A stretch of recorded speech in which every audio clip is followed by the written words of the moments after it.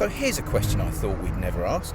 Which car is faster around Rockingham's tight and twisty national race circuit? This one, the venerable Porsche 911 GT3 RS,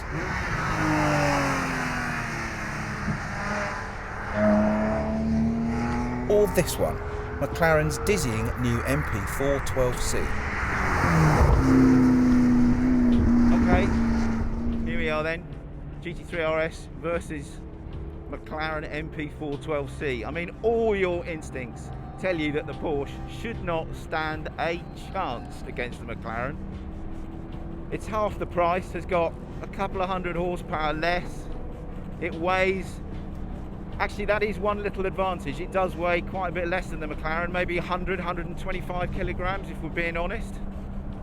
But I mean, ultimately what we're talking about is one of, if not the most impressive supercars dynamically that money can buy against a little old Porsche. Well, let's see what happens.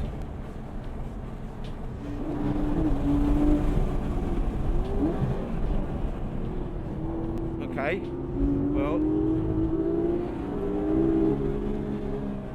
he hasn't exactly torn away from me to begin with, which is what I was half expecting. All you can see of the McLaren is just this air brake waving a sort of V sign at you almost. It kind of just goes, nah, I'm going to brake now. It actually looks vaguely rude. Wow, the McLaren looks pretty sorted. Oh my goodness me. As soon as we get onto a straight, he just goes. So what's the traction like then? Flipping hell.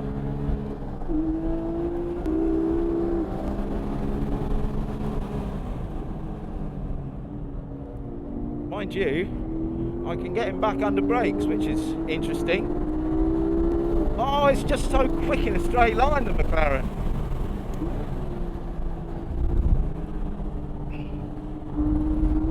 Oh.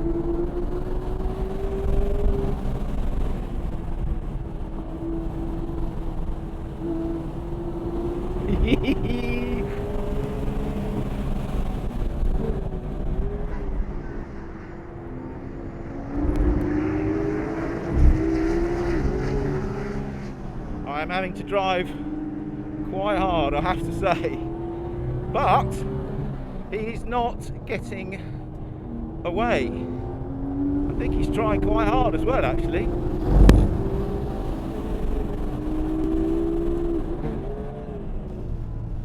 Okay, here's the truth. Here is the pure truth.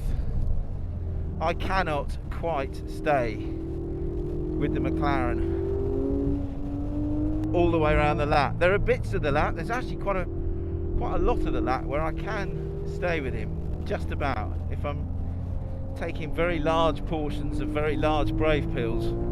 But overall, there are just too many areas where it gets away from the Porsche. Those areas predominantly are on the straights, I have to say, and that is surprising. Not just pure acceleration down the straights, but traction out of the corners, out of the slower corners.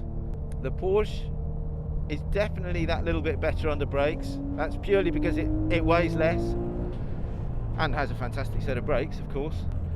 I think it seems to be a little bit less edgy, less on the limit through the really quick double apex right-hander out on the back of the track as well, which is surprising, because for me, with the McLaren with its aero and its mid-engine layout rather than rear-engine layout, you would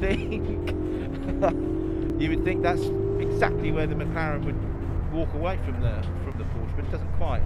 But no, overall I cannot stay with it, there is no question.